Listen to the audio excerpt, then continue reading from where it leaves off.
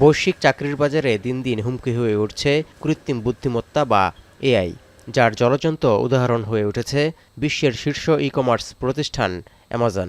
খরচ কমাতে এআই খাতে বিনিয়োগ ও দক্ষতা বাড়াতে ইতোমধ্যেই ছাঁটাই শুরু করেছে হাজার হাজার কর্মী। এবার বছরের শুরুতেই ঘোষণা দিল ১৬,০০০ কর্মী ছাঁটাইয়ের।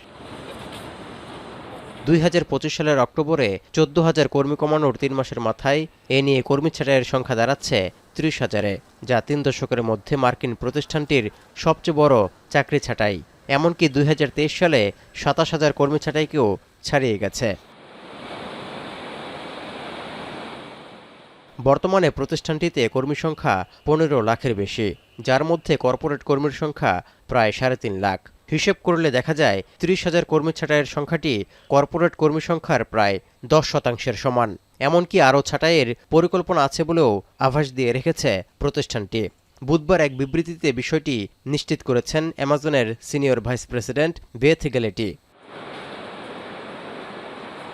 মোট কথা, কৃত্রিম বুদ্ধিমত্তা নির্ভর হতে উঠে পড়ে লেগেছে অ্যামাজন।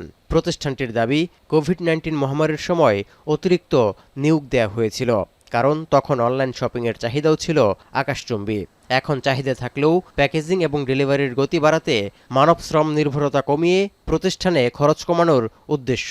এর জন্য রোবোটিক্স প্রযুক্তি বা কৃত্রিম বুদ্ধিমত্তায় বিনিয়োগ বাড়ানো হচ্ছে গুদামগুলোতে। এদিকে মঙ্গলবার ভুলবশত একটি ইমেইলেও কর্মী ছাঁটাইয়ের পরিকল্পনা ফাঁস হয় অ্যামাজনের। সেই ছাঁটাই পরিকল্পনাটির নাম ছিল প্রজেক্ট ডন। অ্যামাজনের ওয়েব সার্ভিসের সিনিয়র ভাইস প্রেসিডেন্ট কলিন অব্রের লেখা ইমেইলটিতে বলা হয়, যুক্তরাষ্ট্র, কানাডা ও কোস্টারিকা থেকে কিছু কর্মী ছাঁটাই করা যেতে পারে। খসড়া পরিকল্পনাটি ভুলবশত কিছু কর্মীর কাছে যেতেই দেশগুলোতে থাকা হাজার হাজার অ্যামাজন কর্মী চরম অস্থিরতায় সময় কাটাচ্ছেন। তৌহিদুর রহমান, এখন বিশ্ব। ৭২ ঘন্টা ময়েশ্চার লক সমৃদ্ধ লিলি বডি ওয়াশ। শিয়া বাটারের গুডনেস স্কিন রিপেয়ার করে রাখে সফট ও গ্লোয়িং।